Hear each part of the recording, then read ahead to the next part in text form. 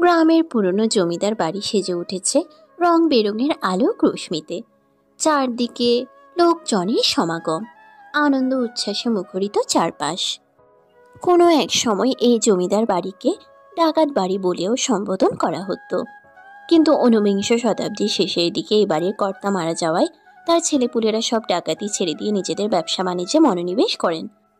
তারপর তাদের অঢেল সম্পত্তি আর বৈভবের জন্যে গ্রামের লোকেরা এই বাড়ির নাম দেন জমিদার বাড়ি। তখন থেকেই সবাই এই বাড়িকে জমিদার বাড়ি নামেই চেনে। তবে এত বছর পরেও এই বাড়ির বড় ছেলে মন্টুলাল চৌধুরী সে নিজের ডাকাতি আনার প্রকোপ এখনো ধরে রেখেছেন। গ্রামের লোকেরা এখনো তাকে দেখলে মাথা নিচু করে চলেন। তার এক হুঙ্কারে সবাই কাঁপতে শুরু করেন। গ্রামের সমস্ত বিচার ব্যবস্থায় তাকে সবসময় ডাকা হয়। লোকজন তাকে সিংহের মতো যেমন ভয় পায়, তেমনি আবার অনেক মান্যও করে চলে। আজ মন্টুলাল চৌধুরীর ছোট ভাইয়ের একমাত্র মেয়ের বিয়ে, তাই পুরো বাড়ি জুড়ে এমন উৎসব মুখর পরিবেশ। বাড়িতে যেমন অতিথিদের সমাগম রয়েছে, তেমন রয়েছে গ্রামের চৌকিদারদের কড়া পাহারা। তারা সবাই মোটা এবং লম্বা, শক্তপোক্ত লাঠি হাতে নিয়ে পুরো বাড়ি ঘুরে ঘুরে টহল দিচ্ছেন। দুজন চৌকিদার গেটের সামনে দাঁড়িয়ে অতিথিদের ইনভিটেশন কার্ড চেক করে তারপর তাদের ভিতরে ঢোকার জন্য পারমিশন দিচ্ছেন। ব্যাপারটাতে অতিথিরা সবাই বিরক্ত হলেও তাদের কিছুই করার নেই, কারণ মন্টুলাল চৌধুরীর আদেশ, অতিথিরা কেউ নিয়ম না মানলে তাদেরকে ভিতরে ঢোকার পারমিশন দেওয়া হবে না। সন্ধ্যা মোটামুটি 7:30টার আশেপাশে বাড়ির পিছনের দিকে হঠাৎ একটা ওপেন জিপ এসে ব্রেক করলো। ড্রাইভিং সিটের পাশের সিট থেকে একটা মেয়ে এক লাফে বাইরে নেমে দাঁড়ালো। পরনে তার ব্লু জিন্স, গায়ে হোয়াইট রঙের ডিজাইনার লং শার্ট এবং গলায় একটা হোয়াইট রঙের ওড়না পেঁচিয়ে রাখা। লম্বা সিল্কি চুলগুলো উপরে পনিটেল করে বেঁধে রাখা। মেয়েটা জিপ থেকে নেমে প্রথমেই তার চুলগুলোকে ঝটপট হাত খোপা করে নিল। তারপর ড্রাইভিং সিটে বসে থাকা অন্য মেয়েটাকে উদ্দেশ্য করে বলল, চলে তো আসলাম, এবার এই রেড ডাকাতের কিংডম থেকে তার রাজকুমারীকে নিয়ে পালিয়েও যাব, দেখি কে আটকায় আমাদের। ড্রাইভিং সিটে বসে থাকা মেয়েটা চিন্তিত কণ্ঠে বলে উঠল, আরেকবার ভেবে দেখ মেঘ, কাজটা কিন্তু বহুত রিস্ক আছে। মেঘ সরু দৃষ্টিতে দিশার দিকে তাকালো, ধমকের স্বরে বলল, আরে চুপ করতো, যা ভাবার আমি অলরেডি ভেবে নিয়েছি, নতুন করে ভাবাভাবির আর কিছু নেই। মেঘের কথায় দিশা হতাশ নিঃশ্বাস ফেলল। ও ভালো করেই জানে মেঘকে এসব বুঝিয়ে কোনো লাভ নেই। এই মেয়ে একবার যখন ঠিক করেছে এই কাজটা করবে, তখন যে কোনো মূল্যে করেই ছাড়বে, কারো বারণ শুনবে না। দিশা ভ্রু কুঁচকে বলল, কি রে, নাট বল্টু দুটা কথায়, ওদের কোনো আওয়াজ পাচ্ছি না কেন? কথাটা বলে দিশা জিপের পিছনে তাকালো। মেঘ নিজেও ঘাড় ঘুরিয়ে জিপের পিছনের দিকটাই দেখলো সারিকা আর সাইফা সেখানে হেলান দিয়ে বসে আরাম করে ঘুমোচ্ছে। দিশা মুখ বাঁকিয়ে বলল, যেমন রাজা তেমন তার সৈন্যরা মিশনে এসে কি সুন্দর নাক টেনে ঘুমাচ্ছে দেখো, মনে হচ্ছে তাদেরকে নেমন্ত্রণ করে কেউ বিয়ে খেতে নিয়ে এসেছে। দিশার কথা শেষ হতেই মেঘ গটগট পায়ে জিপের পিছনের দিকে এগিয়ে গেল। সারিকা সাইফার এক এক গালে ঠাস করে একটা করে চড় মারল। তারপর ঝাঁঝালো কণ্ঠে বলল, তোদের কি এখানে ঘুমানোর জন্য নিয়ে এসছি? মেঘের ঝাঁঝালো কথার স্বরে দুজনেই ধরফড়িয়ে উঠে বসলো। ঘুমে টইটম্বুর চোখ নিয়ে সারিকা সাইফা দ্রুত পায়ে জিপ থেকে নেমে রাস্তায় দাঁড়ালো। মেঘ কোমরে হাত দিয়ে ওদের দিকে তাকিয়ে রাগী দৃষ্টি নিক্ষেপ করলো। সারিকা আঙ্গুল দিয়ে চোখ ডলতে ডলতে ঘুম জড়ানো কণ্ঠে মেঘকে উদ্দেশ্য করে জিজ্ঞেস করলো, আপি, আমরা কি ওই রেড ডাকাত আঙ্কেলের বাড়িতে এসে গেছি? হ্যাঁ। সারিকা চোখ ডলা থামিয়ে ট্যাপ ট্যাপ করে তাকালো মেঘের দিকে। তারপর ঘুম জড়ানো কণ্ঠে জিজ্ঞেস করলো, এইবার কি করব? মেঘ বিরক্তির দৃষ্টিতে তাকালো সারিকার দিকে। সারা রাস্তা এই মেয়েকে বোঝাতে বোঝাতে এসেছে এখানে এসে ওরা কি করবে, অথচ এই মেয়ে সব ভুলে এখন প্রশ্ন করছে এবার কি করব। মেঘ কণ্ঠে একরাশ বিরক্তি নিয়ে বলল, কি আবার করব? বাড়ির ভেতর যাব। সারিকা তৎক্ষণাৎ গিয়ে জিপে উঠে পড়ল। তারপর বোকা বোকা কণ্ঠে বলল, ঠিক আছে, চলো যাই। মেঘ কটমট করে সারিকার দিকে তাকালো।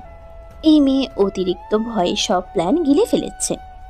সাইফা এতক্ষণ দাঁড়িয়ে দাঁড়িয়ে ঘুমো ঘুমো চোখে তাকিয়ে মেঘ আর সারিকার কথা শুনছিল, কিন্তু সারিকার এমন গর্ধবের মতো কাণ্ড দেখে ওর মেজাজ খারাপ হয়ে গেল। ও এগিয়ে গিয়ে সারিকার হাত ধরে টেনে ওকে হিড়হিড় করে জিপ থেকে নামালো। তারপরে দাঁতে দাঁত চেপে বলল, আমাদের বাড়িতে না রে বলদ, ওই বাড়ির ভিতরে যা।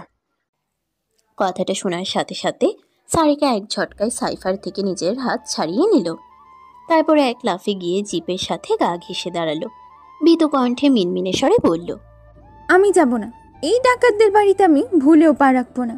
আর এই যাদের সামনে অভি ভাইয়ার পর্যন্ত কথা বলতে গিয়ে হাঁটু কাঁপে, যে লোক অভি ভাইয়ার মতো একটা শক্তপোক্ত মানুষকে এক থাপ্পড় দিয়ে শরীরে জ্বর উঠিয়ে দিতে পারে, সে আমাদের মতো বাচ্চা মেয়েদের কী করবে একবার ভাবো। সারিকার কথা শুনে সাইফা ভীষণ চটে গেল। ও দুহাত কোমরে রেখে মেঘের দিকে তাকিয়ে নালিশের স্বরে বলল, দেখলে আপি, আমি ঠিক জানতাম ওই মেয়ে শেষ মুহূর্তে এসে এইভাবে ব্যাগরা দিবে। এই জন্যই এই ছাগলটাকে নিয়ে আসতে আমাকে মানা করেছিলাম। মেঘ ফোঁস করে একটা নিঃশ্বাস ছাড়ল। সারিকার দিকে এগিয়ে গিয়ে বলল, তুই শুধু শুধু এত ভয় পাচ্ছিস সারিকা?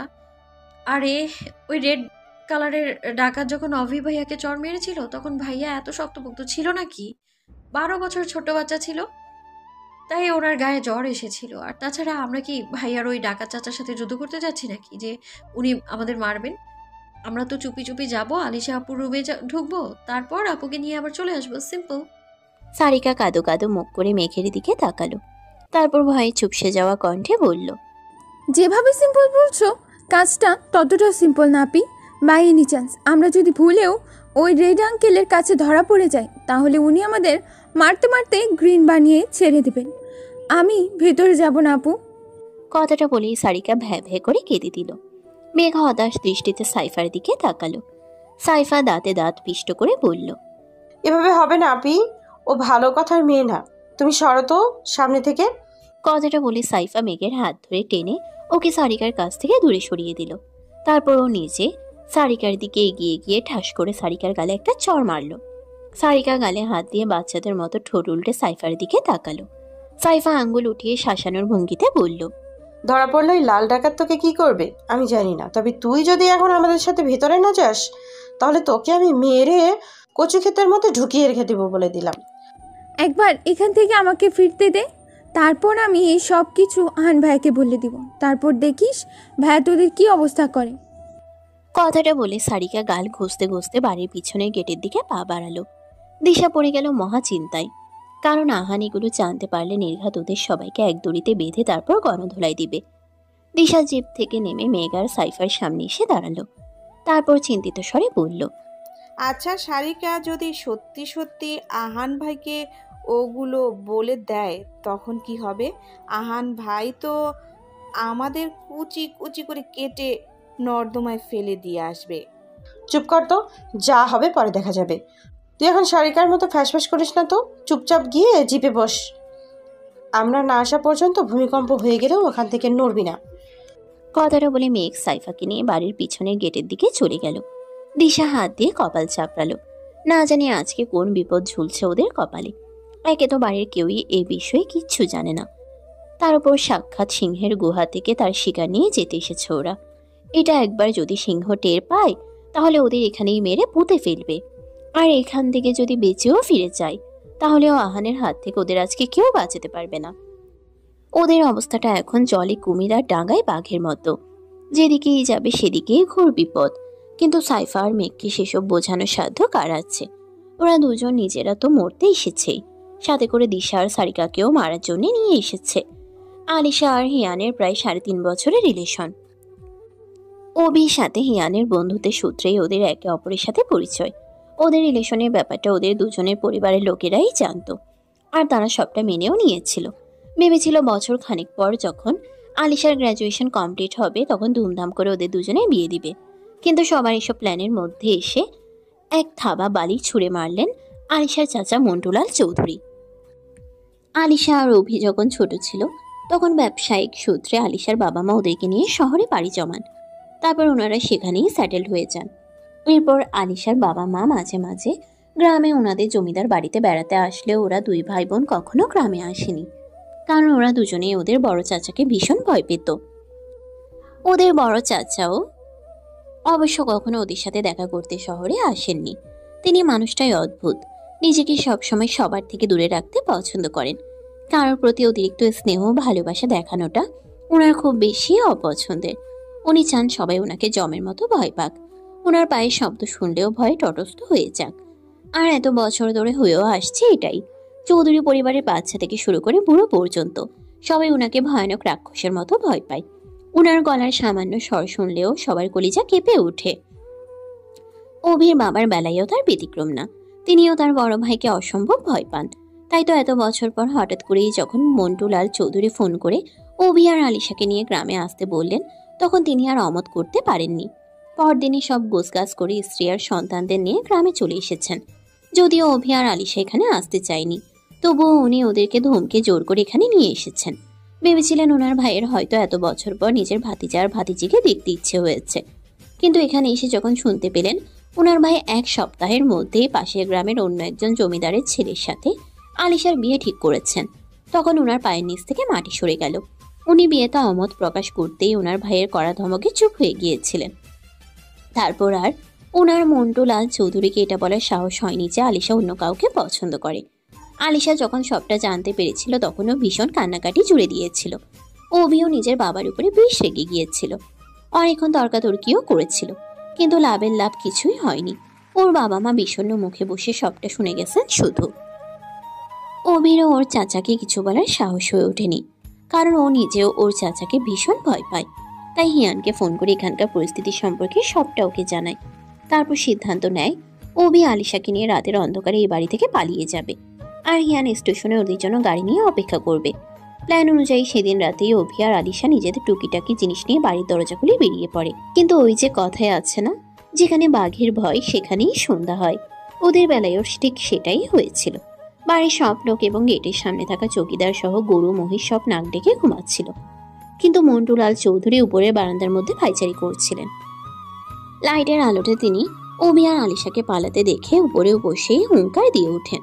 সাথে সাথে বাড়ির চৌকিদার সহ বাড়ি শুদ্ধ সবাই সজাগ হয়ে যায়, আর অভি আলিশাকে ধরে ফেলে। তারপর ওদের দুজনের ফোন কেড়ে নিয়ে 2 ভাই বোনকে 2 রুমে বন্ধ করে দেওয়া হয়। এরপর দুজন 1 সপ্তাহ রুম বন্দি ছিল। বাইরে দুনিয়ার কারোর সাথে যোগাযোগ করার সাধ্য ওদের ছিল না।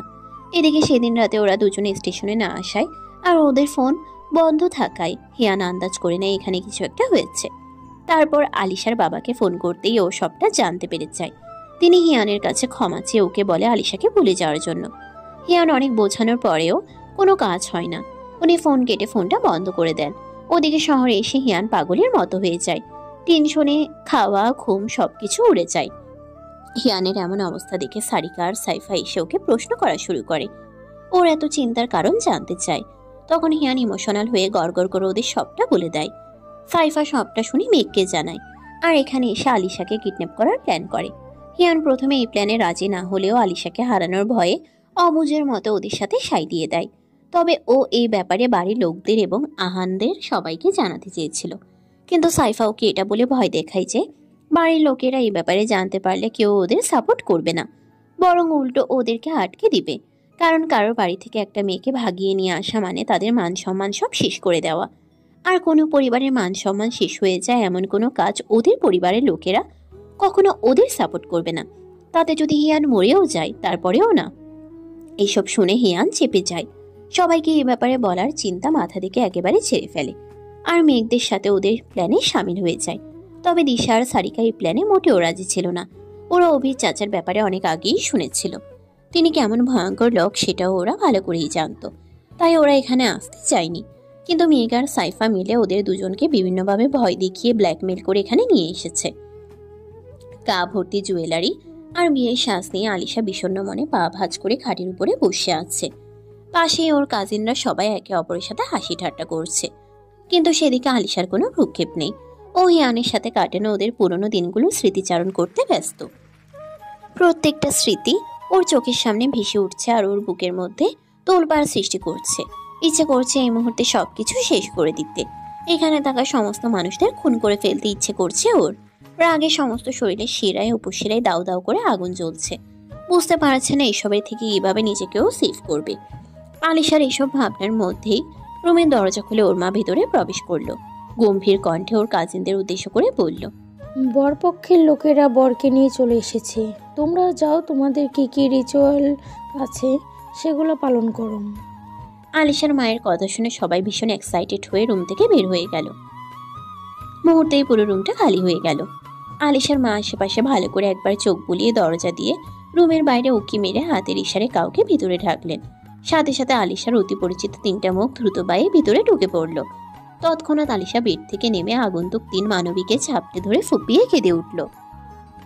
আলিশার মা দরজা আটকে দিয়ে সাবধানী ভঙ্গিতে বললেন, এখন কান্নাকাটির সময় নয়, তোমরা যা করতে এসেছো তাড়াতাড়ি করে ফেলো। আলিশা কান্না থামিয়ে অবাক দৃষ্টিতে ওর মায়ের দিকে তাকালো।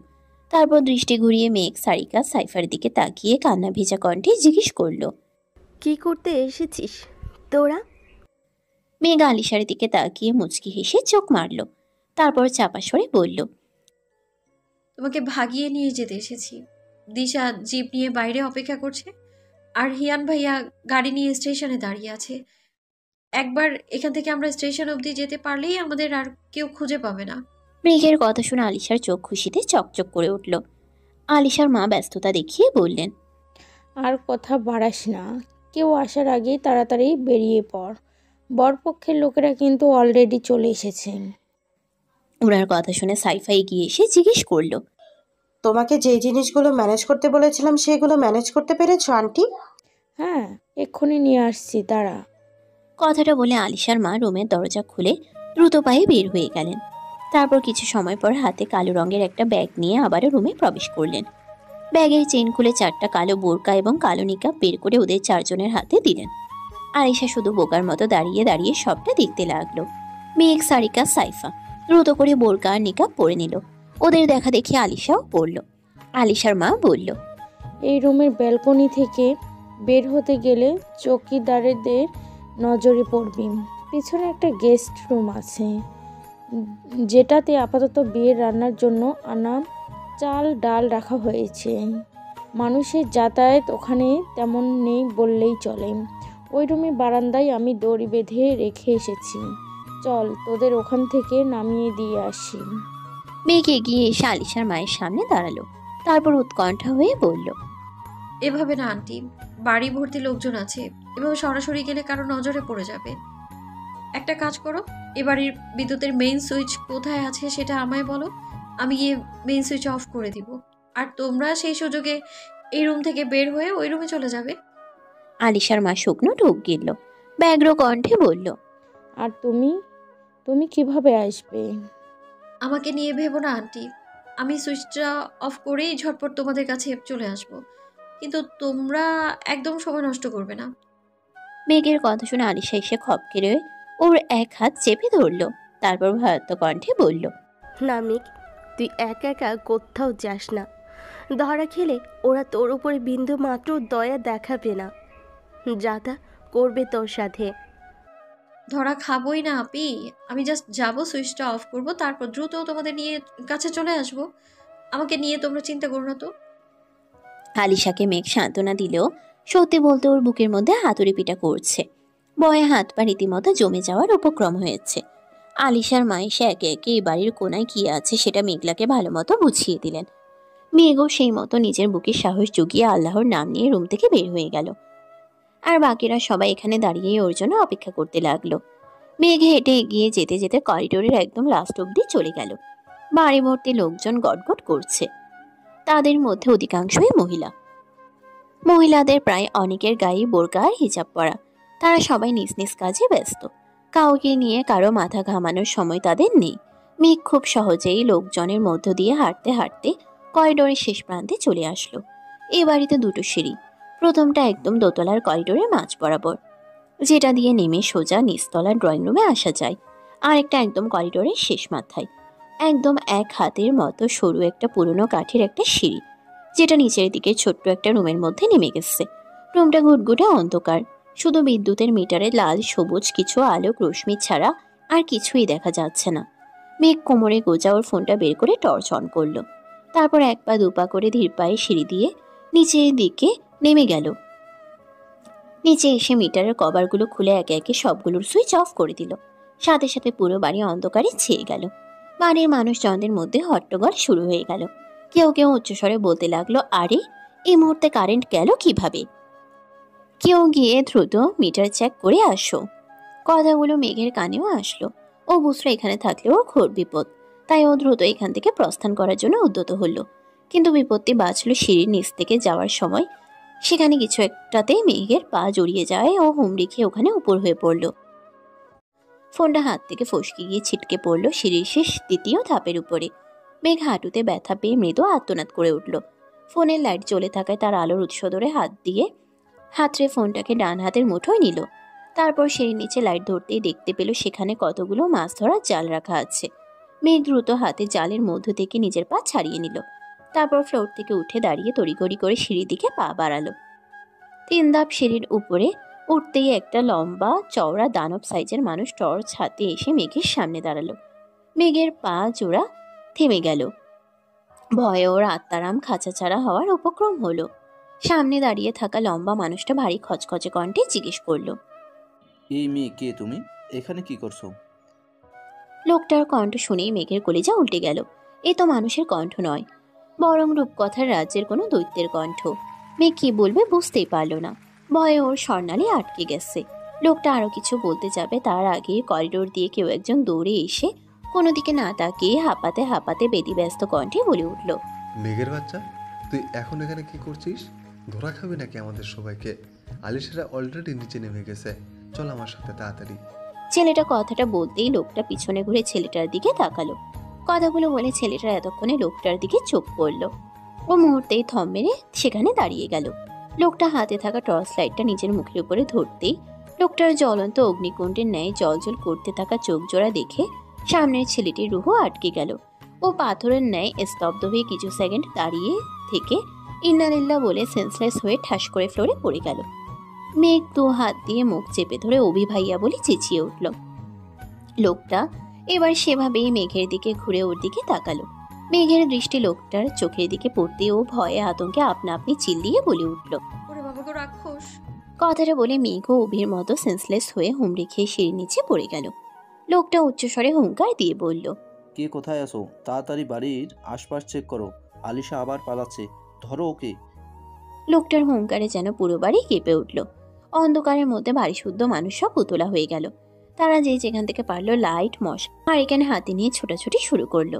আলিশা, সারিকা, সাইফা মাত্রই ধরে নিচে নেমে পিছনে দাঁড়িয়ে মেঘের জন্য অপেক্ষা করছিল। এর মধ্যে পুরো বাড়ি লাইট জ্বলে উঠল। বাড়ি শুদ্ধ মানুষ আলিশা পালিয়ে গেছে বলে হইচই শুরু করলো। হুড়মুড় করে বাড়ির চারপাশে পুরুষরা সব লাঠি কাঁচি নিয়ে ছড়িয়ে পড়ল। এসব দেখে আলিশা, সারিকা, সাইফার প্রাণ পাখি উড়াল দিল। ওরা শহরে বড় হয়েছে, গ্রামের এমন ভায়োলেন্স সিচুয়েশনের সাথে ওদের পরিচিতি নেই বললেই চলে। ওই মুহূর্তে দাঁড়িয়ে ওদের শুধু একটা কথাই মাথায় আসলো যে ওরা একবার এদের হাতে পড়লে ওই লোকগুলো ওদের জ্যান্ত জবাই করবে। ওরা ওখানে ভয়ে তটস্থ হয়ে দাঁড়িয়ে সিদ্ধান্তহীনতায় ভুগতে লাগলো। পালিয়ে যাবে নাকি এখানেই দাঁড়িয়ে থাকবে সেটাই বুঝে উঠতে পারলো না। একদিকে মেঘকে এখানে রেখে ওরা যেতেও পারছে না, অন্যদিকে এখানে বেশিক্ষণ দাঁড়ানো ওদের পক্ষে সম্ভব হচ্ছে না, কারণ যে কোনো সময় সবাই ওদের খুঁজতে খুঁজতে বাড়ির এদিকটাই চলে আসতে পারে আর ওদের ধরেও ফেলতে পারে। ওদের এসব ভাবনার মধ্যেই 2 জন চৌকিদার লাঠি হাতে নিয়ে বাড়ির এদিকটায় চলে আসলো। ওদের দিকে তাদের নজর পড়তেই তাদের মধ্যে একজন চেঁচিয়ে জিজ্ঞেস করলো, ওই ছেলেরা কেডা তোমরা? এখানে কি করো? প্রশ্নটা কানে আসার সাথে সাথে সারিকা ভয়ে চেঁচিয়ে উঠল, উচ্চস্বরে বলে উঠল। কথাটা কর্ণগোচর হতেই ওরা 3 জন সাথে সাথে দৌড় লাগালো। চৌকিদার 2 জন একে অপরের মুখ চাওয়াচাওয়ি করে ওদের পিছনে দৌড় দিল আর উচ্চস্বরে চেঁচিয়ে বলতে লাগলো, চাচা মিয়া, ফুপা মশাই, কেডা কমনে আছেন? বাড়ির পেছনের দিকটা চলে আহেন, ছোট আফাই এখান থেকে পালাইতাছে। মুহূর্তের মধ্যে বাড়ির সমস্ত পুরুষরা হুড়মুড়িয়ে পিছনের দিকটায় ছুট লাগালো। আলিশা, সারিকা, সাইফা বাড়ির পিছনের গেট দিয়ে এক ছুটে বের হয়ে রাস্তার উপরে এসে আগে থেকেই সেখানে দিশার স্টার্ট করে রাখা জিপটার উপরে উঠে বসলো। দিশা সাথে সাথে করে জিপটা টান দিয়ে ওখান থেকে ওদের নির্দিষ্ট গন্তব্যের উদ্দেশ্যে বেরিয়ে পড়লো। লোকগুলো অনেক দূর পর্যন্ত ওদের পিছনে দৌড়ে এসেও ওদের নাগাল পেল না। জিপের স্পিড অতিরিক্ত থাকায় কিছু দূর আসতেই জিপটা গ্রামের অন্ধকার রাস্তার সাথে মিলিয়ে গেল। রাত 9:45 বাজে। গ্রামে সন্ধ্যা নেমে আসলেই মানুষজন রাস্তাঘাট ছেড়ে ঘরে ফিরে যায়। দিনের বেলায় জনমানবে ভরা রাস্তাগুলো হয়ে যায় জনমানব শূন্য। গাছগাছালি, আবহাওয়া, প্রকৃতি হয়ে ওঠে নিস্তব্ধ। বাতাসের শুনশান আওয়াজ এবং শিয়াল কুকুরের হাঁক ডাক ছাড়া আর তেমন কিছুই শোনা যায় না চারদিক থেকে। রাস্তার পাশে যাও বা 2-4টে চা এবং মুদি দোকান খোলা থাকে, সেগুলো রাত 8টার পরে বন্ধ করে দেওয়া হয়। গ্রামের মানুষদের জীবনযাপন করার ধরন শহরের মানুষদের থেকে সম্পূর্ণ আলাদা। যেখানে শহরের মানুষরা সারা রাত জেগে থেকে ভোর রাতে ঘুমোতে যায়, সেখানে গ্রামের মানুষজন রাতে তাড়াতাড়ি ঘুমিয়ে ভোরের আলো ফোটার আগেই নিজেদের কর্মজীবন নিয়ে ব্যস্ত হয়ে পড়েন। রাতের ঘুটঘুটে অন্ধকারে চওড়া পাকা রাস্তার উপর দাঁড়িয়ে রয়েছে সিলভার কালারের একটা গাড়ি। এখান থেকে কিছুটা দূর গেলেই স্টেশন, যেখান থেকে কিছুক্ষণ পরপর ট্রেনের হুইসেল ভেসে আসছে। গ্রামের সীমান্তের শেষ হয়ে অন্তিম রেখা টেনে শুরু হয়েছে এই পাকা রাস্তাটির।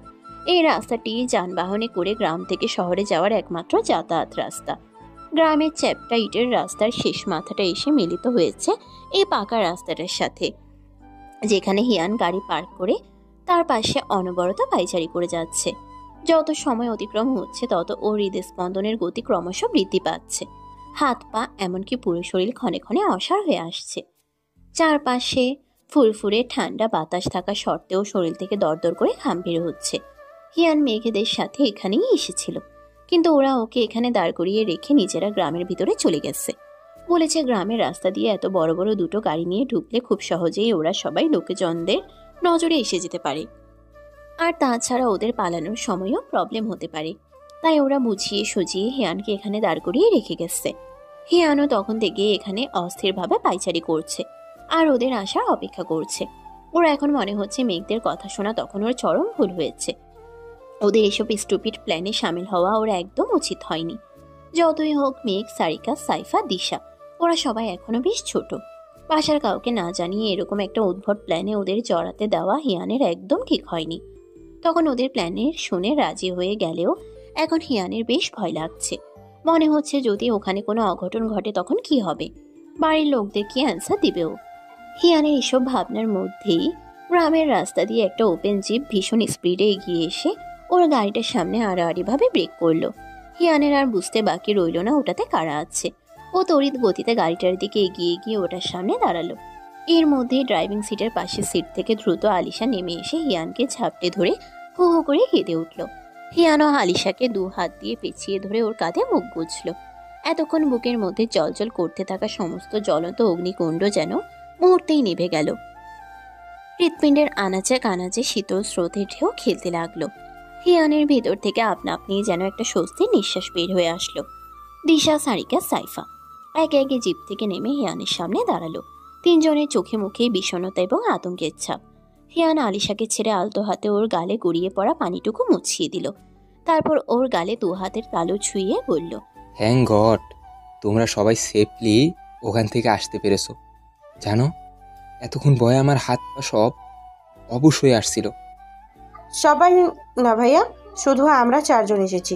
মেগাপি আর অভি ভাইয়া এখনো হয়তো ওই বাড়িতেই ফেসে আছে। সাইফার কথা হিয়ান চমকে ওদের দিকে তাকালো।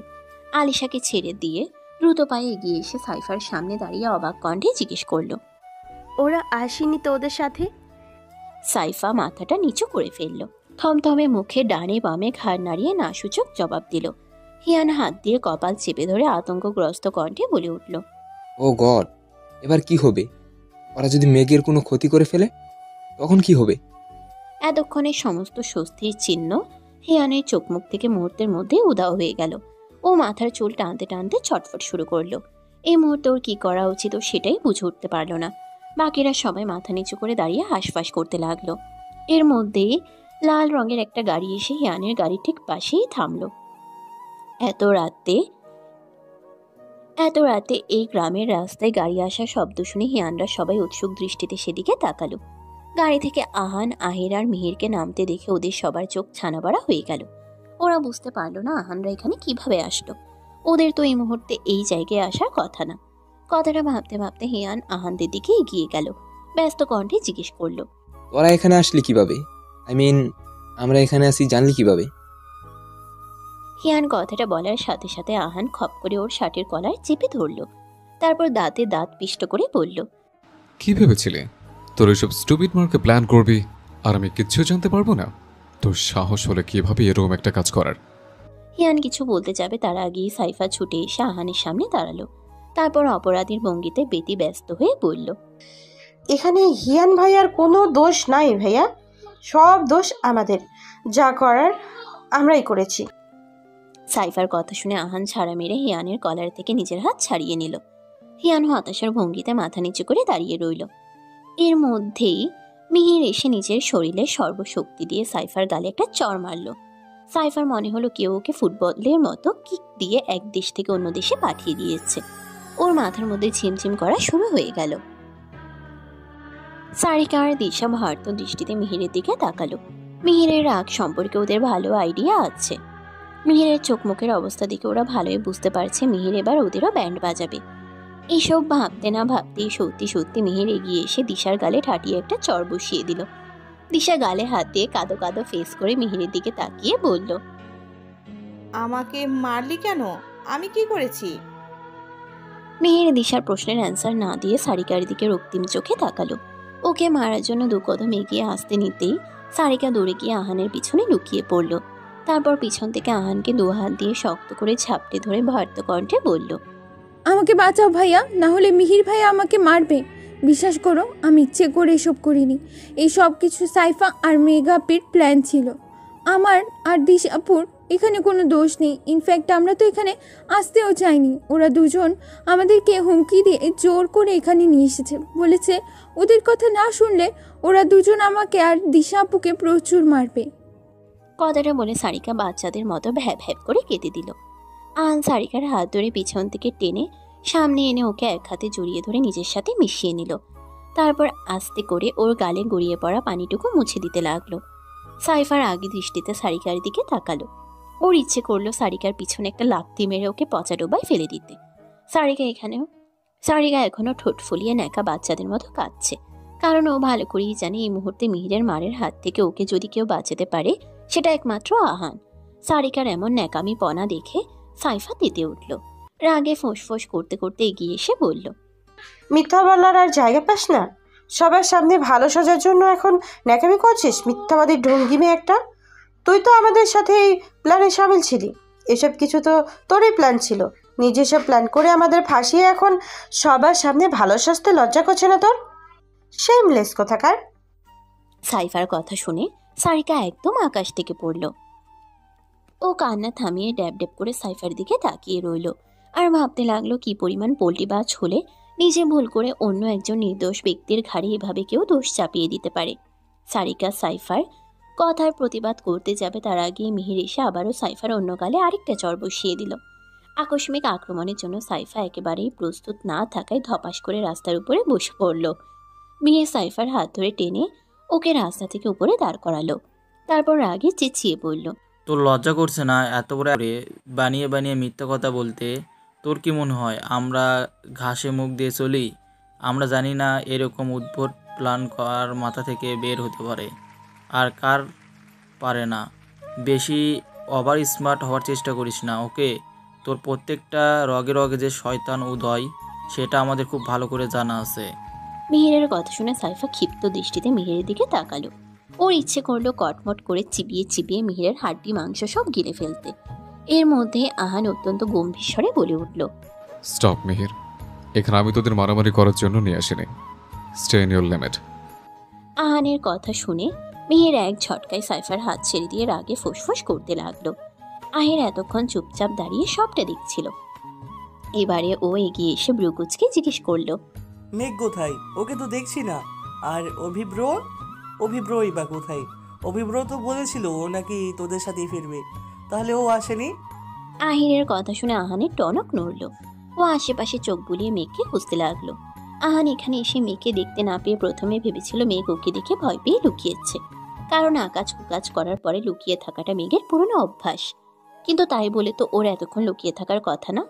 আহানের ভাবনার মাঝে হিয়ান অবাক কণ্ঠে জিজ্ঞেস করলো, অভির সাথে তোর কথা হয়েছিল, কিন্তু ফোন পেলো কোথায়? আমার কথা হয়নি, ভাইয়ের সাথে কথা হয়েছে। সন্ধ্যার দিকে আন্টির ফোন নিয়ে অভিব্র ভাইকে কল করেছিল। তখনই এতদিনের ঘটে যাওয়া সব কিছু ও ভাইকে বলেছে, আর সাথে তোমাদের সবার এই গাঁজাখুরি মার্কা প্ল্যানের ব্যাপারও জানিয়েছে। নাহলে আমরা তো জানতেই পারতাম না আমাদের পেছনে তোমরা এইসব খিচুড়ি পাকিয়ে রেখেছো। আহিরের কথা শুনে আলিশার অভির উপরে ভীষণ রাগ উঠল। ওর ভাইটা যে কি পরিমাণ অপদার্থ ও সেটা এখন বুঝতে পারছে। নিজে তো ওর কোনো কাজেই আসলো না, উল্টো যারা হেল্প করলো তাদেরকেও আহানের কাছে এভাবে ফাঁসিয়ে দিল। আলিশা মনে মনে অভিকে অনবরত কতগুলো গালি দিল। হিয়ান বিড়বিড় করে বলল, শালা অপদার্থ, নিজে তো কিছু করতেই পারলি না, উল্টে আমার ফুলের মতো বোনগুলাকে মার খাওয়ালি। তোকে আমি পরে দেখে নিব শালাই তোর।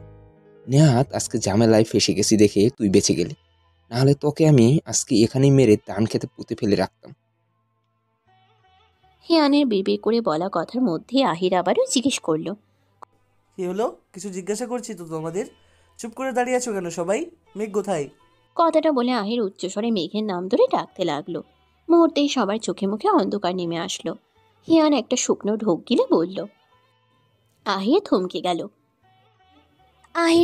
গেল। অবাক দৃষ্টিতে হিয়ানের দিকে তাকিয়ে প্রশ্ন করল। নেই মানে? হিয়ান কিছু বলতে যাবে তার আগেই কঠিন দৃষ্টিতে আহান হিয়ানের দিকে তাকালো। তারপর শক্ত কণ্ঠে দাঁতে দাঁত চেপে বলল, মেঘ নেই এখানে? হিয়ান, প্লিজ ডোন্ট সে কি মেঘ ওদের সাথে এখানে আসেনি, ওই বাড়িতে রয়ে গেছে। হিয়ান আহানের প্রশ্নের কোনো অ্যান্সার না দিয়ে অসহায় দৃষ্টিতে তাকালো ওর দিকে। এতেই আহান যা বোঝারও খুব ভালো করেই বুঝে গেল। আহান সারিকাকে ছেড়ে দিয়ে রেখে হিয়ানের গাড়ির বনেটের উপর একটা পাঞ্চ করলো। রাগে ওর পুরো শরীর রিড়ি করছে।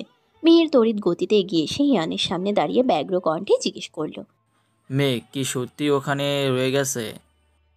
হিয়ান তাকালো মিহিরের দিকে। মিহিরের চোখে মুখে এখন আর রাগ নেই, ভয় আর আতঙ্কের ছাপ স্পষ্ট ফুটে উঠেছে। হিয়ান সাফাই দেওয়ার মতো ভঙ্গি করে বলল, আসলে মিহির, আমি নিজেও বুঝতে পারিনি এরকম কিছু হবে। যদি আগে বুঝতে পারতাম তাহলে। হিয়ানের কথার মধ্যেই আহান ওকে থামিয়ে দিল। রাগী কণ্ঠে চেঁচিয়ে বলে উঠল, জাস্ট শাট আপ। আমি কারো থেকে কোনো রকম সাফাই শুনতে চাই না। এখন পর্যন্ত যে যা করেছো ভালো করেছো, এবার চুপচাপ আমার চোখের সামনে থেকে সবাই চলে যাও, নাহলে আজকে আমার থেকে খারাপ আর কেউ হবে না। হিয়ান দ্রুত পায়ে আহানের দিকে এগিয়ে এসে বোঝানোর ভঙ্গিতে বলল, I am sorry Ahaan, trust me. এরকম কিছু হতে পারে জানলে আমি কখনো ওদেরকে এভাবে বিপদে জড়াতাম না। আসলে তখন আমার মাথা কাজ করা টোটালি বন্ধ করে দিয়েছিল, তাই আমি এরকম একটা ভুল করে ফেলেছি। তবে চিন্তা করিস না, মেঘকে ফিরিয়ে আনার জন্য দরকার পড়লে আমি এখনই আলিশাকে নিয়ে ওর চাচার কাছে যাব। তারপর তাদের সবার কাছে ক্ষমা চেয়ে আলিশাকে ফিরিয়ে দিয়ে মেঘকে সেফলি এখানে তোর সামনে নিয়ে আসবো। I promise. আহান অগ্নি দৃষ্টিতে তাকালো হিয়ানের দিকে। কাট কাট কণ্ঠে বলল, কোনো দরকার নেই, তোদের কাউকে কিচ্ছু করতে হবে না। মেঘকে ফিরিয়ে নিয়ে আসার জন্য আহান একাই যথেষ্ট। তোর এক্ষুনি আমার চোখের সামনে থেকে বিদায় হ, দ্যাটস ইট। আমি আর কারো মুখ থেকে এসে পিছু একটা শব্দ শুনতে চাই না। মুখের উপরে এক জগ পানি এসে পড়তেই ধরফরিয়ে উঠে বসলো মেঘ। আশেপাশে তাকাতেই দেখলো ওই মুহূর্তে জমিদার বাড়ির উঠোনে একটা কাঠের চেয়ারের উপরে বসা অবস্থায় আছে। ওর পাশেই অন্য একটা চেয়ারের উপরে অভি বসে রয়েছে। দুজনেরই মাথা থেকে শুরু করে জামার অর্ধেকটা অংশ একেবারে ভিজে চুপচুপে হয়ে আছে। দুজন চৌকিদার বড় বড় দুটো জগ হাতে নিয়ে ওদের সামনে রাক্ষসের মতো রূপ ধারণ করে দাঁড়িয়ে আছে। মেঘ আর অভি দুজনেই বুঝতে পারলো এই জগের পানি ওদের মাথায় ঢেলেই এই মানুষরূপী রাক্ষস দুজন ওদের সেন্স ফিরিয়েছে। ওরা একে অপরের দিকে একবার ভয়ার্ত দৃষ্টিতে তাকিয়ে আশেপাশে দৃষ্টি মেলে ভালো করে চোখ বোলাতে লাগলো। বিয়ে বাড়িতে আগন্তুক ব্যক্তিরা সবাই ওদের চারপাশে গোল হয়ে দাঁড়িয়ে আছে, আর এমনভাবে ওদের দিকে তাকিয়ে আছে মনে হচ্ছে পারলে এক্ষুনি তারা ওদের কাঁচা গিলে ফেলবে। মেঘ শুকনো একটা ঢোক গিলল। মিনমিনের স্বরে অভিকে উদ্দেশ্য করে জিজ্ঞেস করলো, আমরা এখানে কিভাবে আসলাম অভি ভাইয়া? অভি ড্যাব ড্যাব করে মেঘের দিকে তাকালো, তারপর অবাক হওয়ার ভান ধরে বলল, সেটা আমি কীভাবে জানবো আপু? আমি তো আপনাকে চিনিই না। কে আপনি? অভির কথা শুনে মেঘ আকাশ থেকে পড়ল। ও কয়েকশো বোল্টের শক খেয়ে চোখ বড় বড় করে অভির দিকে তাকালো। কিছু বলার জন্য মুখ খুলতে যাবে, ঠিক সেই মুহূর্তে পিছন থেকে একটা হুঙ্কার ভেসে আসলো। মোটা ভারী কণ্ঠে কেউ একজন চিৎকার দিয়ে বলে উঠল। জ্ঞান ফিরছে ওদের? ব্যক্তিটির এক চিৎকারে মেঘ আর অভি কেঁপে উঠল। দুজনেই ভার্ত দৃষ্টিতে ঘাড় ঘুরিয়ে পিছনে তাকালো। দেখলো সাদা ঢিলে ঢালা পাঞ্জাবি পায়জামা পরা একজন ব্যক্তি বড় একটা বন্দুক হাতে বাড়ির ভিতর থেকে বের হয়ে এদিকেই আসছে। ব্যক্তিটিকে দেখেই অভি থরথর করে কাঁপতে শুরু করলো। ওদের সামনে জগ হাতে দাঁড়িয়ে থাকা দুজন চৌকিদারের মধ্যে একজন উচ্চস্বরে বলে উঠল, হ চাচা, হুশ আছে দুজনেরই। চৌকিদারের কথা শুনে লোকটা গটগট করে হেঁটে এসে মেঘার অভির সামনে দাঁড়ালো। তারপর কোনো কিছু না বলেই ওদের দিকে বন্দুক তাক করলো। লোকটা বন্দুক তাক করার সাথে সাথে অভি লাফিয়ে চেয়ারের উপরে উঠে মুরগির বাচ্চার মতো চার হাত পা গুটিয়ে বসে পড়ল। মেঘ হতভম্ব হয়ে অভির দিকে তাকালো। যে ছেলে কলেজ আর ইউনিভার্সিটি লাইফে এত ঝগড়া ঝামেলা মারামারি করেছে, সে কিনা আজকে একটা সামান্য বন্দুক দেখে অসুস্থ মুরগির মতো এভাবে লাফাচ্ছে। এমন না যে মেঘ এই লোকটাকে ভয় পাচ্ছে না, মেঘেরও এই দানব মার্কার আগে লোকটাকে দেখে অসম্ভব ভয় লাগছে। ইনফ্যাক্ট এনাকে সিঁড়ির ওখানে দেখিয়ে মেঘ সেন্সলেস হয়ে পড়ে গিয়েছিল, কিন্তু তাও এখনো অভির মতো এত রিয়্যাক্ট করছে না।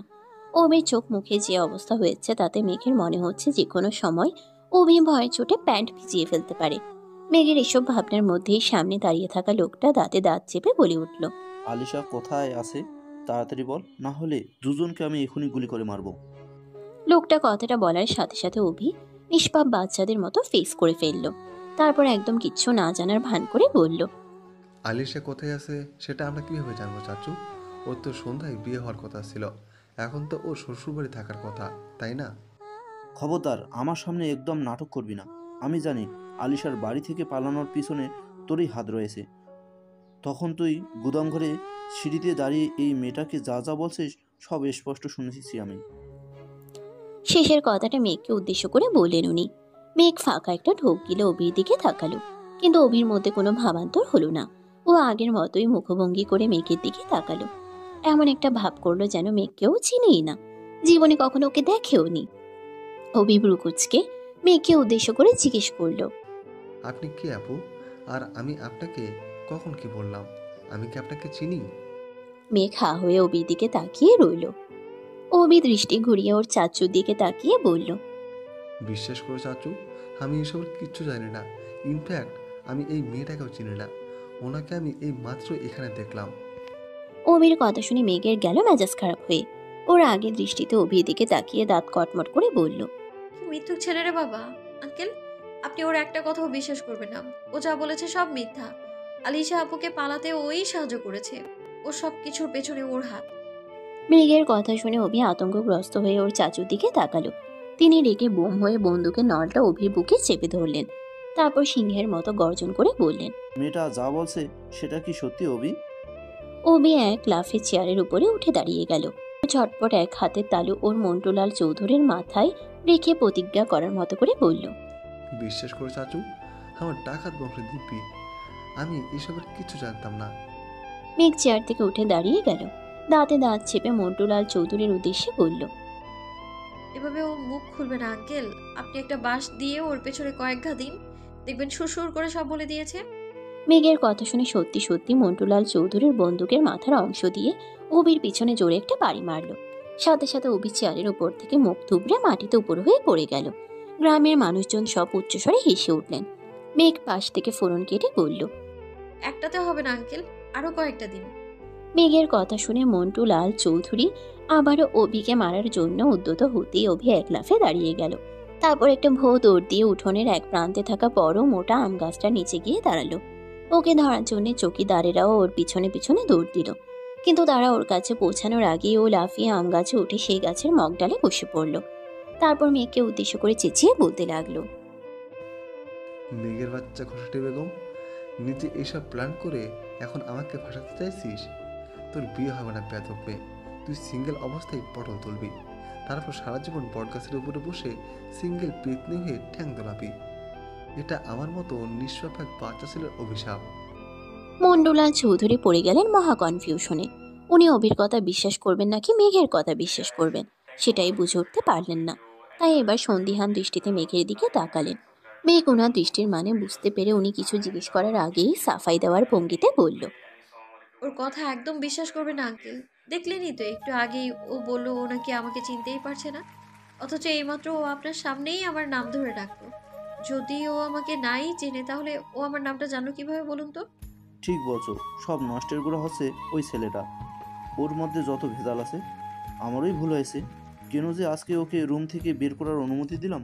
ওকে আজকের দিনটা রুমে বন্ধ করে রাখা উচিত ছিল, তাহলে আর এরকম ঘটনা ঘটতো না। কথাটা বলে মন্টুলাল চৌধুরী আম গাছটার দিকে এগিয়ে গেলেন।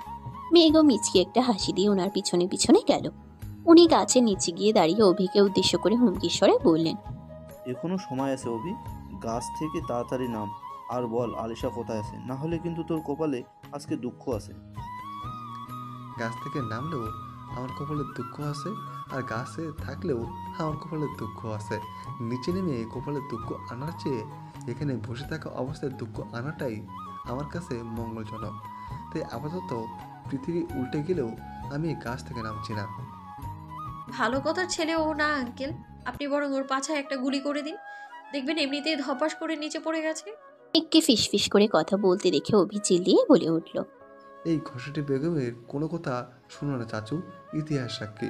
এক ঘষাটি বেগমের ষড়যন্ত্রে সিরাজউদ্দৌলার রাজত্ব চলে গেছে, আর এই ঘষাটি বেগমের ষড়যন্ত্রে তোমার জমিদারি তো যাবেই, সাথে তোমার লুঙ্গি গামছাও হাতছাড়া হয়ে যাবে। এখনের সময় আছে, এই কুটুমির পরামর্শ থেকে দূরে থাকো। একে ভোলা ভালা দেখলে কি হবে, এটা আজ তো একটা রক্তচোষা ডাইনি। অভির কথা শুনে মেঘ রাগী দৃষ্টিতে ওর দিকে তাকালো। একা একা বিড়বিড় করে বলল, অভির বাচ্চা, একবার এখান থেকে বের হতে পারি, তারপর তোর নাকের পানি আর চোখের পানি দিয়ে আমি যদি তোকে সিঙ্গারা না খাওয়াতে পেরেছি, তাহলে আমার নামও তাসনুবাজ সায়াজ মেঘনা না।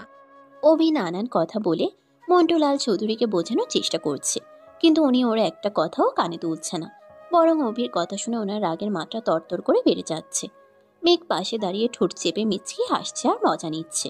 অভিকে এই অবস্থায় দেখে ওর বেশ মজা লাগছে।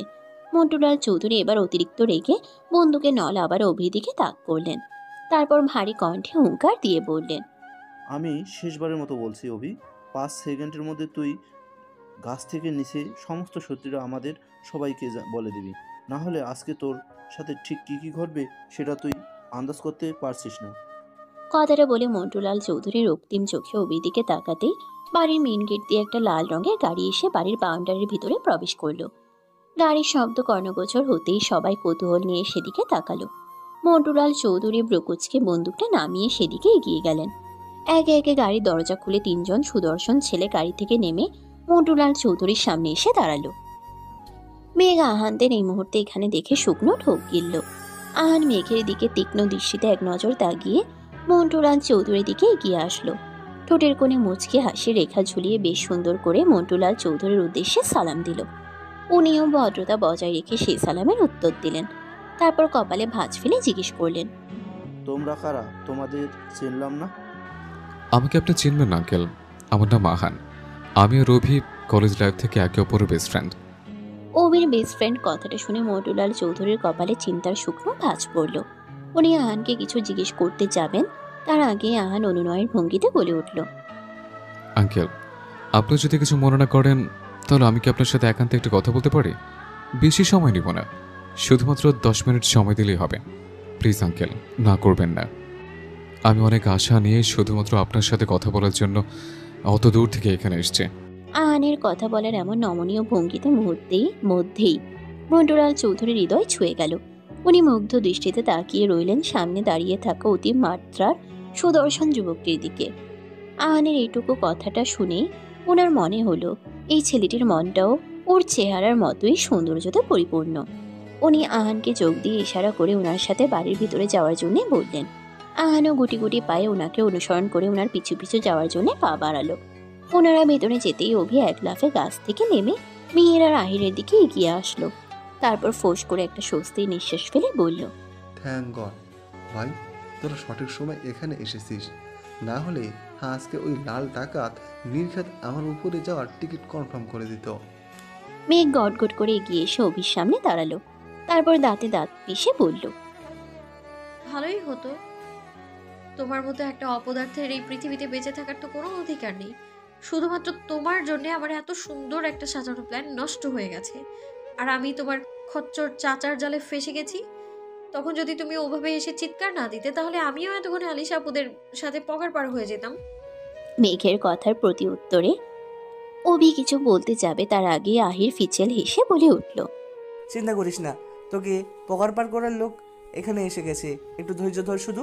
আজকে তোর কপালে মস্ত বড় শনির দশা ঘুরছে।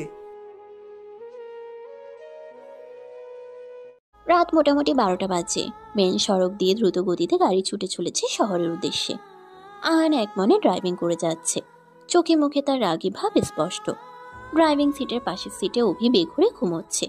ওর টি শার্টের কিছুটা অংশ এখনো ভেজা অবস্থায় আছে। সারাদিনের দৌড়ঝাঁপের জন্যে চোখে মুখে ক্লান্তি যেন লেপ্টে রয়েছে। পিছনের সিটে মিহির, মেঘ আর আহির বসে আছে। মেঘ 2 হাতের তালু দিয়ে ওর দুগাল চেপে ধরে ফুপিয়ে ফুপিয়ে কাঁদছে, আর মাঝে মধ্যে অভিমানী ঠোঁট ফুলিয়ে সামনে ড্রাইভিং করতে থাকা আহানের দিকে তাকাচ্ছে। আহির এবং মিহির কোলের উপরে 2টো টিস্যু বক্স নিয়ে মেঘের দুপাশে বসে ওর কাণ্ড দেখছে। আর কিছুক্ষণ পরপর টিস্যু বক্স থেকে একটা একটা করে টিস্যু বের করে ওর হাতে ধরিয়ে দিচ্ছে। মেঘ আবার সেই টিস্যু দিয়ে চোখের পানি নাকের পানি মুছে টিস্যুটা ওদের হাতেই দিয়ে আবারও কান্নায় মনোযোগী হচ্ছে। তখন আহানের সাথে মন্টুলাল চৌধুরী কথা বলে বাসা থেকে বের হওয়ার পর ওনার মতিগতি পুরোপুরি চেঞ্জ হয়ে গেল। উনি আহানের ভদ্রতার আর ওর ব্যবহারের প্রশংসা করে পঞ্চমুখ হয়ে গেলেন। বেশ খুশ মেজাজে সবাইকে জানিয়ে দিলেন উনি আলিশার বিয়ে অন্য আরেক জায়গায় ঠিক করেছেন। এই ছেলের সাথে উনি আলিশার বিয়ে দিতে চান না। সেটা শুনে পাত্রপক্ষের লোকেরা বেশ ক্ষেপে ওখানে বসেই চিৎকার চেঁচামেচি শুরু করে দিল। কিন্তু মন্টুলাল চৌধুরী সেসব কিছু কানেই তুললেন না। উনি চৌকিদার দিয়ে সবাইকে ওখান থেকে এক প্রকার বের করে দিলেন। পাত্রপক্ষের ঝামেলা কমতে আহান ওই বাড়ির সবাইকে আলিশা আর হিয়ানের বিয়ের জন্য ইনভাইট করে দিল।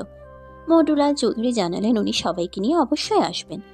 বাড়িশুদ্ধ লোকেরা মন্টুলাল চৌধুরীকে এত খুশি দেখে তাজ্জব হয়ে গেল, কিন্তু কেউ ওনাকে এই বিষয়ে প্রশ্ন করার বিন্দু মাত্র সাহস পেল না। আসলে আহান সবকিছু এত সুন্দরভাবে ওনাকে বুঝিয়ে বলেছে যে উনি আর আলিশা আর হিয়ানের সম্পর্ককে অমত করতে পারেননি। সব শুনে আর আহানের এমন অমায়িক ব্যবহার দেখে সাথে সাথে আলিশা আর হিয়ানের সম্পর্ক মেনে নিতে উনি রাজি হয়ে গেছেন। তবে গ্রামের লোকজনদের উল্টোপাল্টা চিন্তা ভাবনার কথা মাথায় রেখে উনি কাউকে আলিশার অন্য কারোর সাথে রিলেশনে জড়ানোর ব্যাপারে জানাননি। ব্যাপারটা ধামাচাপা দিতে বলেছেন। উনি অন্য কারোর সাথে আলিশার বিয়ে ঠিক করেছেন।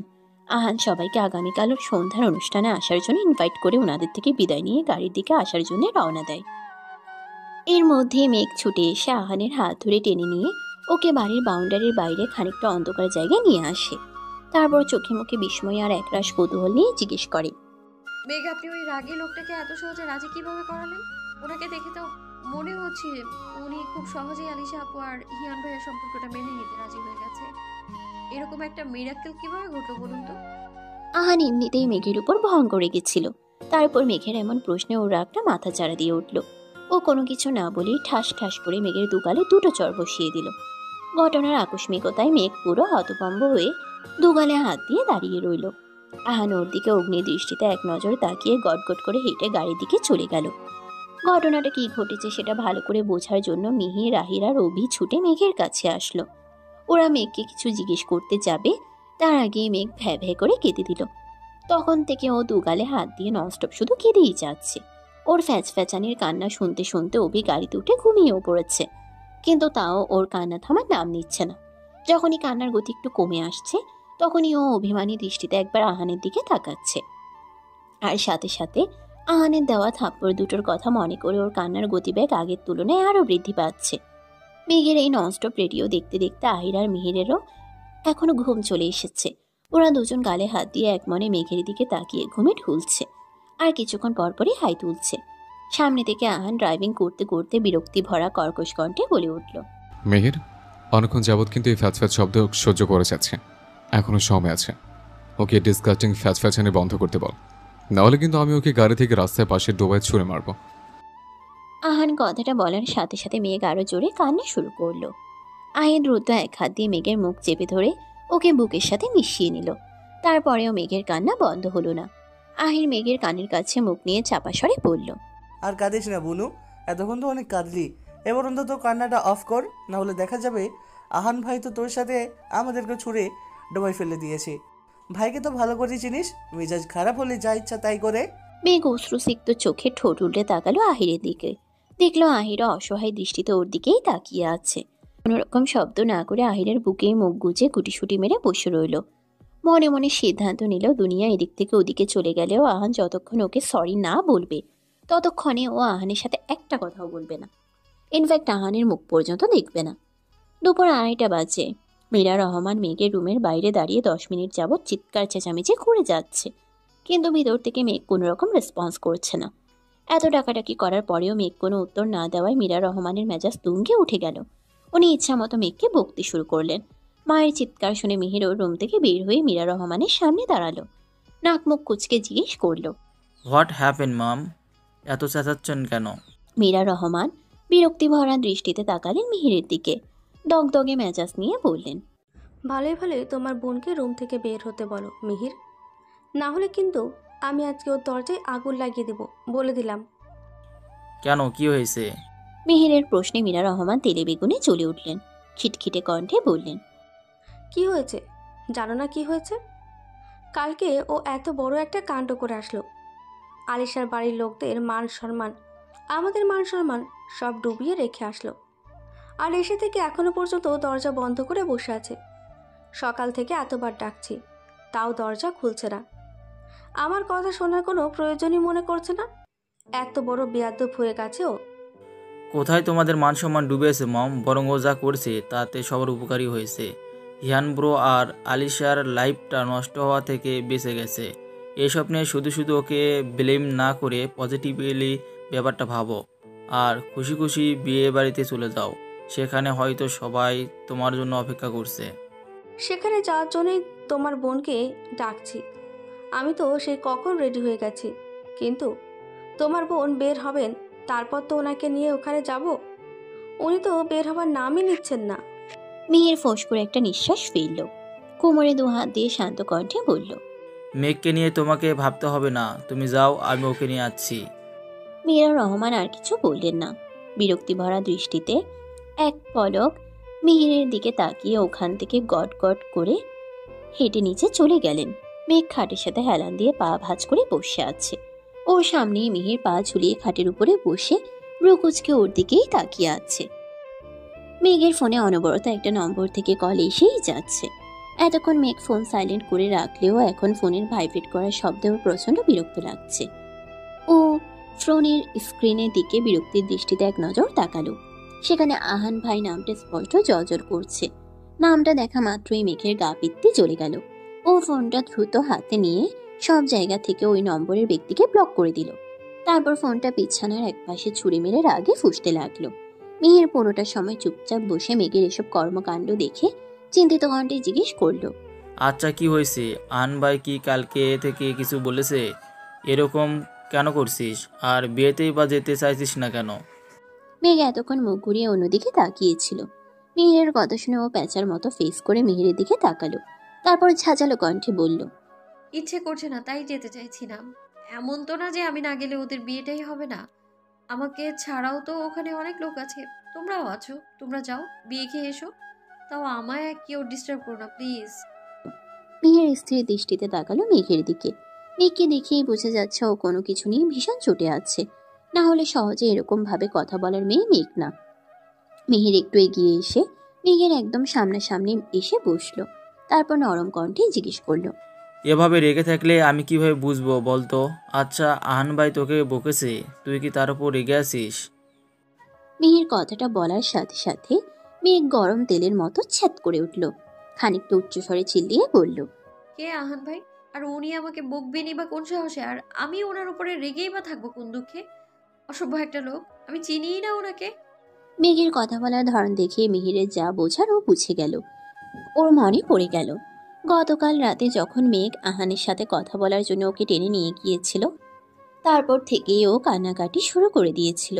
মেঘের আন্দাজ করে নিল সেই সময় ওদের দুজনের মধ্যে কিছু একটা হয়েছে, যার জন্য মেঘ কালকে বাসা আসার পর থেকে এখন পর্যন্ত রেগে বুম হয়ে আছে। তবে কি হয়েছে সেটা জানার ইচ্ছে থাকলেও মিহির সেটা মেঘের সামনে প্রকাশ করলো না। উল্টো প্রসঙ্গ ঘুরিয়ে মেঘের দুগালে হাত রেখে আদুরে কণ্ঠে বলল, আচ্ছা মানলাম ওই অসভ্য লোকটা তোর কেউ না, কিন্তু আমি তো তোর ভাইয়া, তুই আমার কথা শুনবি না? আমি এতবার বলার পরেও তুই রেগে থাকবি? মিহিরের কথায় মেঘের জ্বলন্ত কয়লার মতো দগদগে হয়ে থাকা মেজাজটা এতক্ষণে কিছুটা কমে আসলো। ওর চোখে মুখে মন খারাপের আধার নেমে আসলো। ও মন খারাপ করে মিনমিনে কণ্ঠে বলল, আমি তোমার উপর রেগে নেই ভাইয়া, ইনফ্যাক্ট কারো উপরেই রেগে নেই। আমার কিছুই ভালো লাগছে না, তাই আমি যেতে চাইছি না। প্লিজ আমায় জোর করো না, তুমি চলে যাও।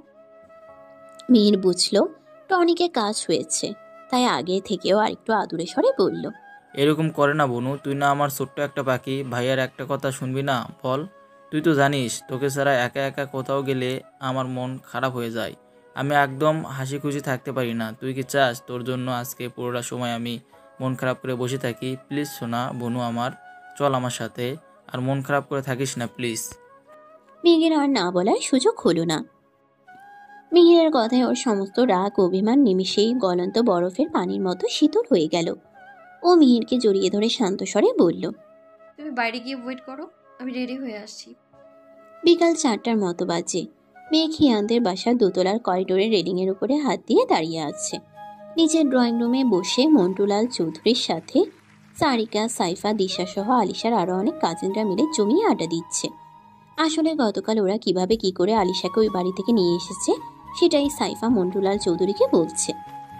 সব শুনে মন্টুলাল চৌধুরী হেসে এক প্রকার কড়াকড়ি খাচ্ছে। মেয়েকে অবাক হয়ে মন্টুলাল চৌধুরীকে দেখছে। লোকটাকে আসলে ওরা যতটা ভয়ঙ্কর রাগী লোক ভেবেছিল উনি ততটাও রাগী ধরনের নন। উপর থেকে কঠোর টাইপের মানুষ হলেও মনের দিক থেকে নরম হৃদয়ের একটা মানুষ। হয়তো সবাই ওনাকে ভয় পেয়ে ওনার ধারে কাছেও যায় না দেখে উনি সবসময় নিজেকে একটা কৃত্রিম রাগী রূপে আবৃত করে রাখেন। তবে এখানে আসার সাথে সাথে সাইফা ওনার সাথে এমনভাবে গল্প জুড়ে দিয়েছে যে মনে হচ্ছে ওনাকে ও বহু বছর ধরে চিনে। সবচেয়ে আশ্চর্যের বিষয় হলো মন্টুলাল চৌধুরী নিজেও অনেকক্ষণ যাবৎ ওদের সাথে বসে জমিয়ে আড্ডা দিচ্ছেন। ওনার চোখে মুখে বিন্দু মাত্র রাগ অথবা বিরক্তির আভাস নেই। ওনার পরিবারের লোকেরা ওনার এমন ব্যবহার দেখে রীতিমতো শকড হয়েছেন। যে লোকটাকে জীবনে কখনো হাসতে দেখা যায়নি সে আজকে বাচ্চা ছেলে মেয়েদের সাথে মিশে কেমন প্রাণোচ্ছল হয়ে উঠেছে। অথচ এত বছরেও চৌধুরী বাড়ির কোনো ছেলে মেয়েরা মন্টুলাল চৌধুরীর ধারে কাছেও যাওয়ার সাহস পায়নি, শুধুমাত্র ওনার কঠিন আর সূক্ষ্ম স্বভাবের জন্য। ওনাকে হেঁটে আসতে দেখলেও বাড়ির বড় থেকে ছোটরা সবাই নিজেদের চলার রাস্তা পাল্টে ফেলত। এই বাড়িতে না আসলে হয়তো চৌধুরী বাড়ির কেউ কখনোই জানতেই পারত না যে এই কঠিন মনোভাবের মানুষটা ভিতর থেকে আসলে হাসি খুশি সত্তার অধিকারী। ঘণ্টাখানেক আগে হিয়ান আর আলিশার বিয়ে সম্পন্ন হয়েছে। জাঁকজমকপূর্ণভাবে বিয়েটা না হলেও এই অল্প সময়ের মধ্যে হিয়ানের বাবা মা ভালোই আয়োজন করেছেন। তবে বিয়েতে বাইরের লোকদের কাউকে ডাকার সুযোগ হয়ে ওঠেনি। নিকটবর্তী কিছু আত্মীয় স্বজন আর আলিশার দাদুবাড়ির লোকদের উপস্থিতিতে ওদের বিয়েটা সম্পূর্ণ হয়েছে। আলিশার বিয়ের জন্য ওর চাচু গ্রামের বাড়িতে যাদের যাদের ইনভাইট করেছিলেন তারা সবাই বর্তমানে এই বাড়িতে উপস্থিত রয়েছে। দুপুরের দিকে মন্টুলাল চৌধুরী সবাইকে নিয়ে এখানে উপস্থিত হয়েছেন। শুরুর দিকে অনেকের মধ্যে এই সম্পর্কটা মেনে নিতে বিলম্ব থাকলেও এখানে আসার পর হিয়ানদের পরিবারের সবার সাথে কথা বলার পর সবাই আলিশার বিয়েটা বেশ খুশি মনেই মেনে নিয়েছেন। হিয়ানকেও পাত্র হিসেবে সবার বেশ পছন্দ হয়েছে। যেহেতু গেস্টদের সংখ্যা তেমন বেশি না তাই সবার খাওয়ার ব্যবস্থা ছাদেই করা হয়েছে। খাওয়া দাওয়া শেষ হলে বাকি সব ফর্মালিটি কমপ্লিট করে মন্টুলাল চৌধুরীরা সবাই গ্রামে ফিরে যাবেন এমনটাই ওনারা জানিয়েছেন। মেঘ উপরে দাঁড়িয়ে দাঁড়িয়ে সবার কথা শুনছিল। নিচে গিয়ে ওদের সাথে আড্ডা দেওয়ার ইচ্ছে মনে জাগলেও আপাতত ওর সে এনার্জি নেই। খিদেতে পেটের মধ্যে ইঁদুর বিড়াল দৌড়াদৌড়ি করছে। লাস্ট খাবার খেয়েছিল কালকে দুপুরবেলা, তারপর সন্ধ্যার দিকে গ্রামে গিয়েছিল।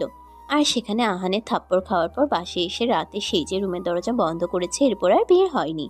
সকাল থেকে আজকে সারাদিন রুমে বসে বসে কয়েক প্যাকেট চিপস এবং পানি খেয়েছে। এছাড়া পেটের মধ্যে তেমন কিছুই পড়েনি। এখানে আসার পর অবশ্য মিহির খাবার খাওয়ানোর জন্য ওকে ছাদে নিয়ে গিয়েছিল, কিন্তু সেখানে আহানকে দাঁড়িয়ে দাঁড়িয়ে গেস্টদের খাবার সার্ভ করতে দেখে ওর খাওয়ার রুচিটাই নষ্ট হয়ে গেছে। তাই রেগে মেগে এখানে এসেও একা একা রেলিং ধরে দাঁড়িয়ে আছে। তবে আপাতত ওর ভয়ানক রকম খিদে পেয়েছে। মনে হচ্ছে এই মুহূর্তেও আস্ত একটা মানুষকে কাঁচা চিবিয়ে চিবিয়ে খেয়ে ফেলতে পারবে। আচ্ছা, সে মানুষটা যদি আহান হয় তাহলে কেমন হয় ব্যাপারটা? মনে মনে নিজেকে নিজে প্রশ্নটা করে মেঘ ইমাজিন করলো ও আহানকে 2 আঙ্গুলের সাহায্যে উপরে তুলে মুখের মধ্যে ঢুকিয়ে গপাগপ চিবিয়ে খেয়ে ফেলেছে। আর আহান ওর পেটের মধ্যে গিয়ে ছোট্ট একটা পোকার মতো লাফালাফি করছে। এসব উদ্ভট জিনিস চিন্তা করে মেঘ একা একাই শব্দ করে হেসে উঠল। হাসতে হাসতে হঠাৎ ওর চোখ গেল ছাদে উঠার সিঁড়ির দিকে। সেখানে আহান ফোন হাতে দাঁড়িয়ে ভ্রুকুচকে ওর দিকেই তাকিয়ে আছে। বোধহয় এই মাত্রই ছাদ থেকে নেমেছে। আহানকে দেখে মেঘের ঠোঁটের হাসি মিলিয়ে গেল। মুহূর্তেই ওর চোখ মুখ থমথমে হয়ে গেল। মেঘ আর 1 সেকেন্ডও ওখানে দাঁড়ালো না। হন হন করে হেঁটে আহানকে উপেক্ষা করে করিডোর দিয়ে সিঁড়ি বেয়ে সোজা নিচে নেমে গেল। আহান পুরোটা সময় ভ্রুকুচকে মেঘের যাওয়ার দিকে তাকিয়ে রইল। মেঘ বাসার সামনে সবুজ ঘাসের উপরে সোজা হয়ে শুয়ে ফোনের সাথে ইয়ার প্লাগ কানেক্ট করে চুপচাপ গান শুনছিল। বিরক্তি কমানোর জন্য আপাতত এছাড়া ওর কাছে বেটার কোনো অপশন নেই। হঠাৎ কেউ এসে মেঘের 1 হাত ধরে হ্যাচকা টান দিয়ে ওকে শোয়া থেকে উঠিয়ে বসিয়ে দিল। মেঘ ধরফরিয়ে চোখ মেলে সামনে তাকালো।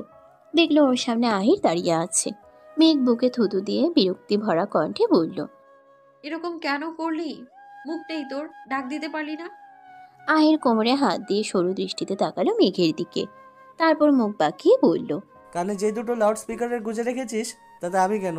বাড়ি শুদ্ধ সবাই ডেকে পটল তুললেও তো কিছু শুনতে পেতি না। আহিরের কথা শুনে মেঘ মুখ থেকে বিরক্তিসূচক চ শব্দ উচ্চারণ করে এক টানে কান থেকে এয়ার প্লাগের কেবল দুটো খুলে ফেলল। আহির বলল, এনিওয়ে বড় মামি উপরে ডাকছে তোকে। আলিসার ফ্যামিলির লোকেরা নাকি তোকে দেখতে এসেছে। যা গিয়ে দেখা করে আয়। মেঘের কপালে বিরক্তির ভাঁজ পড়ল। ও খানিকটা করসকস কণ্ঠে বলল, আমাকে আবার দেখতে চাওয়ার কি আছে? আমি কি নতুন বউ নাকি? সেটা আমি কিভাবে জানবো? তুই নিজেই গিয়ে দেখ। কথাটা বলে আহির ভেতরে চলে গেল। মেঘ চোখে মুখে একরাশ বিরক্তি নিয়ে উঠে দাঁড়ালো বাড়ির ভিতরে যাওয়ার জন্য। মেঘকে আবারও দোতলায় আসতে হলো। ও করিডোর দিয়ে হাঁটতে হাঁটতে হিয়ানের মায়ের রুমের দিকে যেতে লাগলো। ভাবলো সবাই হয়তো সেখানেই আছে। হিয়ানের মায়ের রুমের সামনে এসে ভিতরে উকি দিতেই এক জোড়া হাত ওকে পিছন থেকে ধাক্কা মারলো। ওটা সামলাতে না পেরে হোঁচট খাওয়ার মতো এলোমেলো পায়ে ভিতরে ঢুকে পড়লো। ফ্লোরে পড়ে যেতে নিয়েও নিজেকে কোনো রকমের সামলে সোজা হয়ে দাঁড়ালো। রেগে পিছনে তাকাতেই দেখলো আহান রুমের ভিতরে ঢুকে দরজা আটকাচ্ছে। মেঘ তৎক্ষণাৎ এগিয়ে গেল দরজার দিকে। হাত বাড়িয়ে দরজার ছিটকিনি খুলতে নিতেই আহান ওর হাত ধরে ওকে এক প্রকার ছুঁড়ে মারল। মেঘ ব্যালেন্স হারিয়ে ফুটবলের মতো ঘুরতে ঘুরতে গিয়ে বেডির উপরে ধপ করে বসে পড়ল। আহান এসে মেঘের সামনে শটান হয়ে দাঁড়িয়ে তীক্ষ্ণ দৃষ্টিতে ওর দিকে তাকালো। তারপর শক্ত কণ্ঠে বলে উঠল, কি সমস্যা? যা, আমাকে ব্লক করেছিস কেন? মেঘ বেড থেকে উঠে দাঁড়িয়ে গেল। রাগে কর্কশ কণ্ঠে বলল, ইচ্ছে হয়েছে তাই। আমার ফোনে আমি কাকে রাখবো, কাকে ব্লক করব, সেটা একান্তই আমার ব্যাপার। কথাটা বলে মেঘ আহানের সাইড কাটিয়ে চলে যেতে নিতেই আহান মেঘের কোমরে হাত রেখে হ্যাঁচকা টান মারল। সাথে সাথে মেঘ এসে হুমড়ি খেয়ে আহানের বুকের উপরে পড়ল। মেঘ আহানের বুক থেকে মাথা উঠিয়ে অগ্নি দৃষ্টিতে তাকালো আহানের দিকে। তারপর অন্যদিকে নিজের দৃষ্টি ঘুরিয়ে রাগে ফুঁসতে লাগলো।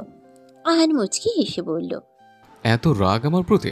মেঘ কিছু বলল না, মুখ ফলিয়ে ওভাবেই দাঁড়িয়ে রইল। আহান মেঘের গালে আলতো করে নিজের নাক ঘষল। মেঘ মৃদু কেঁপে উঠল। ওর হৃদয় স্পন্দনের গতি ক্রমশ বাড়তে লাগলো। আহান ওর গালে নাক দিয়ে স্লাইড করতে করতে মোহনীয় কণ্ঠে বলে উঠল, সরি মেঘ পড়ি, আই এম ভেরি সরি। আহানের কথায় অভিমানে মেঘের বুকটা ভারী হয়ে আসলো। ও চোখে মুখে একরাশ অভিমান নিয়ে তাকালো আহানের দিকে। কান্না আটকে আসা কণ্ঠে বলল, আমার লাগবে না আপনার সরি। আপনি ভীষণ বাজে একটা লোক। ছাড়ুন আপনি আমায়। আমি আপনার কোনো কথাই শুনতে চাই না। কথাটা বলতে বলতে মেঘের চোখটা ছলছল করে উঠল। ও দৃষ্টি ঘুরিয়ে অন্যদিকে তাকালো। সাথে সাথে ওর চোখ থেকে দুফোঁটা অশ্রুকণা টুক করে ওর গালে পড়ল। অশ্রুকণাগুলো গাল গুড়িয়ে নিচে পড়ার আগে আহান নিজের ঠোঁট দিয়ে সেগুলো অবলেহন করে নিল। মেঘের শরীর মৃদু কেঁপে উঠল। এক দৃষ্টিতে আহান মেঘের দিকে তাকিয়ে ঘোর লাগা কণ্ঠে বলে উঠল, ডোন্ট ক্রাই মেঘ পড়ি, তুমি তো জানো আমি তোমার কান্না একদম সহ্য করতে পারি না। হ্যাঁ, সেই জন্যই তো কালকে আমাকে দুটো চড় মেরেছেন। তারপর আবার গাড়ি থেকে ফেলে দেওয়ারও কথা বলেছেন আপনি। সব মনে আছে আমার, কিচ্ছু বলিনি আমি। সেজন্য তো সরি বললাম। আসলে তখন তোমার উপর আমার ভীষণ রাগ উঠেছিল জানো। আমি সবটা জানার পর কতটা টেনশনে পড়ে গিয়েছিলাম। ভেবেছিলাম ওরা তোমার কোনো ক্ষতি করে দেবে। তোমার দরকার কি ছিল এরকম একটা রিস্ক নেওয়ার? যদি ওরা তোমার সাথে উল্টাপাল্টা কিছু করে ফেলতো তখন কি হতো? কি আবার হতো? মরে যেতাম আমি। আমি মরে গেলে আপনার কি? আমার জন্য টেনশন করতে কে বলেছে আপনাকে? মেঘ কথাটা বলার সাথে সাথে আহান এক ঝটকায় মেঘকে বেডির উপরে ফেলে দিল। মেঘ চোখ বড় বড় করে আহানের দিকে তাকালো। আহানে অগ্নি দৃষ্টিতে মেঘের দিকে তাকিয়ে আছে। মেঘ বুঝতে পারছে না একটু আগে এত সুন্দর করে কথা বলা লোকটা হঠাৎ এরকম অগ্নি মূর্তির রূপ ধারণ কেন করেছে। আহান রাগে বাজ খায় কণ্ঠে বলল, ভালোভাবে কথা বলছে তার মানে এই না যে তোকে যা খুশি তাই বলার পারমিশন দিয়ে দিয়েছে। মুখ থেকে আর একটা উল্টোপাল্টা ওয়ার্ড বের করলে জন্ম থেকে এখন পর্যন্ত যতগুলো দাঁত উঠেছে সবগুলো এক থাপ্পড়ে নিচে ফেলে দেব। আহানের কথায় মেঘ ভেবাচেকে খেয়ে গেল। বুঝে উঠতে পারলো না যে ও কি এমন বলল যার জন্য আহান আবারও নিজের পুরনো রাক্ষস রূপে ফিরে গেল। মেঘের ভাবনার মধ্যেই আহান ধমকে বলে, কাল থেকে নাকি তুই কিছু খাসনি? সারাদিন রুমে আটকে বসেছিলে কেন? কোন দুঃখে? মেঘ চোরা চোখে আহানের দিকে একবার তাকিয়ে নিজের দৃষ্টি নত করে ফেলল। তারপর মিনমিনে কণ্ঠে বলল, ওই আসলে। মেঘের কথার মধ্যেই আহান আবার ওকে ধমকে উঠল। আদেশের স্বরে বলল, একদম কোনো এক্সকিউজ দেওয়ার চেষ্টা করবি না। আমি তোর থেকে কোনো রকম এক্সকিউজ শুনতে চাই না। তোর হাতে 5টা মিনিট সময় আছে। আর টেবিলের উপরে প্লেটের মধ্যে যে খাবার ঢেকে রাখা আছে, যদি 5 মিনিটের মধ্যে যে ওই সবটা খাবার শেষ করতে না পারিস তাহলে তোর কান ধরিয়ে তোকে আমি এবারের চারপাশে 50 বার চক্কর কাটাবো। এবার ভেবে দেখ কি করবি। আহানের কথায় মেঘ বোকা হয়ে গেল। ভাবলো এই বাড়ি ভর্তি গেস্টদের মধ্যে যদি আহান ওকে কান ধরিয়ে পুরো বাড়িতে চক্কর কাটায় তাহলে ওর মান সম্মানের ছিটে ফোটাও অবশিষ্ট থাকবে না। তাই মেঘ আর কোনো উপায়ান্তর না পেয়ে দ্রুত বেড থেকে উঠে টেবিলের দিকে এগিয়ে গেল। দেখলো একটা প্লেট দিয়ে আরেকটা প্লেটের খাবার ঢেকে রাখা আছে। মেঘ দ্রুত ঢাকনাটা সরিয়ে স্পুন হাতে তুলে নিল। তারপর চেয়ার টেনে বসে কোনো দিকে না তাকিয়ে গপাগপ খাবার খেতে শুরু করলো। আহান বুকের সাথে দুহাত ভাঁজ করে দাঁড়িয়ে মেঘের খাওয়া দেখতে লাগলো। মেঘ 5 মিনিটের আগে পুরো খাবারটা শেষ করে জোরে জোরে কাশতে লাগলো। আহানের পাশের কাবাটের উপর থেকে একটা পানির বোতল হাতে নিয়ে এগিয়ে এসে বোতলটা মেঘের দিকে বাড়িয়ে দিল। মেঘ কোনো রকমে বোতলের ঢাকনা খুলে একসাথে হাফ বোতল পানি ঠক ঠক করে খেয়ে ফেললো। তারপর চেয়ার থেকে উঠে দাঁড়িয়ে জোরে জোরে নিঃশ্বাস নিয়ে হাঁপিয়ে উঠে কণ্ঠে বলল, খাওয়া শেষ, এবার যাই। কথাটা বলে মেঘ আর আহানের প্রত্যুত্তরের অপেক্ষা করলো না। আহানকে সাইড কাটিয়ে দ্রুত চলে যাওয়ার জন্য পা বাড়ালো। কয়েক কদম এগিয়ে যেতে গম্ভীর কণ্ঠে আহান ডেকে উঠল। সাথে সাথে মেঘের পা জোড়া থেমে গেল। আহান এগিয়ে গিয়ে মেঘের মুখোমুখি দাঁড়িয়ে বলল, তোকে আমি যেতে বলেছে? মেঘ দ্রুত ডানে বামে ঘাড় নাড়িয়ে নাসূচক জবাব দিল। আহান তেজক দৃষ্টিতে মেঘের দিকে তাকিয়ে থমথমে কণ্ঠে বলল, তাহলে ঢ্যাং ঢ্যাং করে যাচ্ছিস কোথায়? মেঘ কি বলবে বুঝতে পারল না, তাই পিটপিট করে আহানের দিকে তাকালো। আহান রাশভারী কণ্ঠে জিজ্ঞেস করলো, আমাকে সব জায়গা থেকে ব্লক করেছিস কোন সাহসে? তুই কি চাস মামুনিকে বলে আমি তোর ফোন চালানো বন্ধ করে দিই? মেঘ গোল গোল চোখে আহানের দিকে তাকালো। তারপর নিষ্পাপ বাচ্চাদের মতো একদম ইনোসেন্ট ফেস করে বলল, আমি ব্লক করিনি তো। আসলে আপনার নাম্বার আমার ফোনে সেভ করা ছিল না। আর আপনি যখন কল করেছিলেন তখন ভাইয়া আমার রুমেই ছিল। ভাইয়া ভেবেছিল কেউ আমাকে কল করে ডিস্টার্ব করছে, তাই ভাইয়া রেগে আপনাকে অন্য কেউ ভেবে কল করে দিয়ে ব্লক করে দিয়েছে। আমি করিনি, সত্যি বলছি আমি। আহান ছোট ছোট চোখ করে মেঘের দিকে তাকালো। ও ভালো করেই জানে মেঘ মিথ্যা বলছে, তাই গম্ভীর কণ্ঠে বলল, আমার নম্বর আর আইডি এগুলো মিহির ভালো করেই চেনে। দুনিয়া এদিক থেকে ওদিক চলে গেলেও জেনে শুনে ওই কাজ ভুলেও করবে না। মেঘ থতমত খেয়ে গেল। চোরা চোখে আহানের দিকে তাকিয়ে নিয়ে বিনিয়ে বলল, হতে পারে ভাইয়া তখন ভুলে গিয়েছিল। আসলে অতিরিক্ত টেনশনে মাঝে মাঝে মানুষের শর্ট টাইম মেমোরি লস হয়ে যায়। আপনি এসব বুঝবেন না। কথাটা বলে মেঘ আহানের দিকে তাকিয়ে মেকি হাসলো।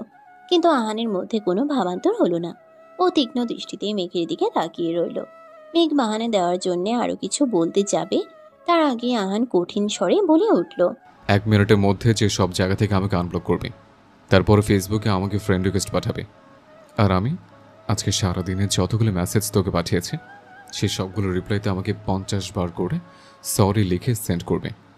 তাও আজকে সন্ধ্যার মধ্যে, নাহলে তোর এই ফোনের অস্তিত্ব এই জগতে অটোমেটিক বিলীন হয়ে যাবে। কথাটা বলে আহান রুমের দরজা খুলে গট গট করে রুম থেকে বের হয়ে গেল।